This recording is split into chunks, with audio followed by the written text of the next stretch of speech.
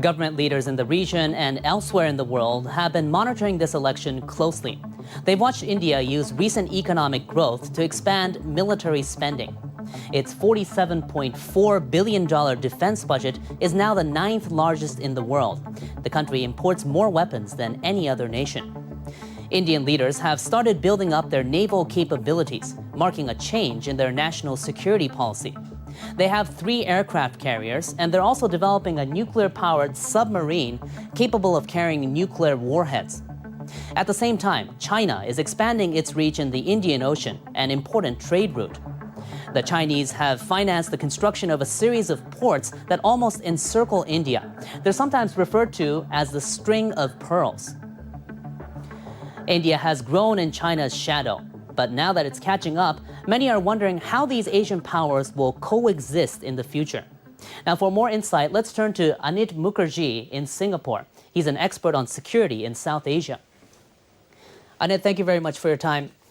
Let me ask you, how do Asian nations envision India's role in helping to maintain security in the region, especially with China's power continuing to grow? I think the interesting part is how India's kind of growth does not, in a sense, fundamentally threaten any of the Asian nations.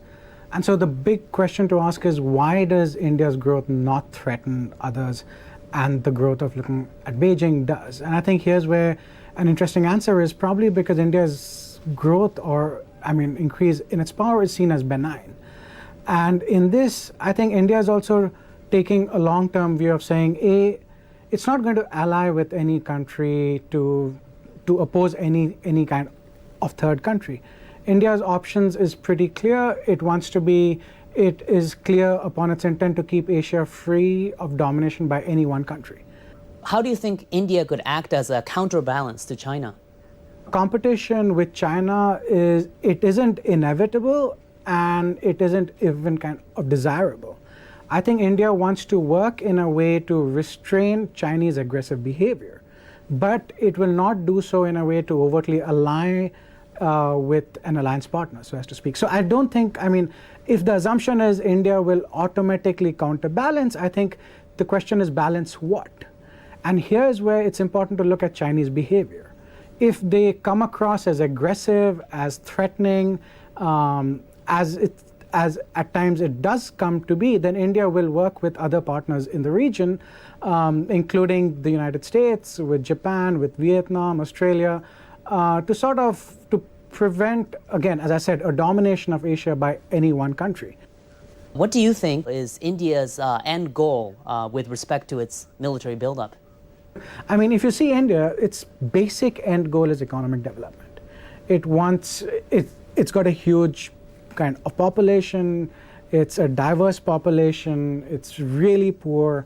India's ultimate goal, I think, for the next 20 years would be economic development. It's building up its army and the Air Force and the Navy because it has to, because it sees itself as facing a two-front threat from Pakistan and China. From an Asian country perspective, what would the Asian nations be looking at in the election? Hopefully a stable Indian government, in the sense not instability brought on by a fractured mandate, but at least a government that has a mandate to push through the decisions. I think there's been a sense of frustration that India has not grown as much as it should have or could have or should. So I think if there is an expectation, it would be that India should get its economy back in order so that it continues to grow at 8%. I don't think there is a substitute for a strategy like 8% growth. I think that's the best strategy in the world. You can invest in armed forces, you can build the best equipment, but if you're growing at 8%, that I think is the ultimate, because that will open up so many options for you. You would be attractive all over the world. You would have a greater say automatically.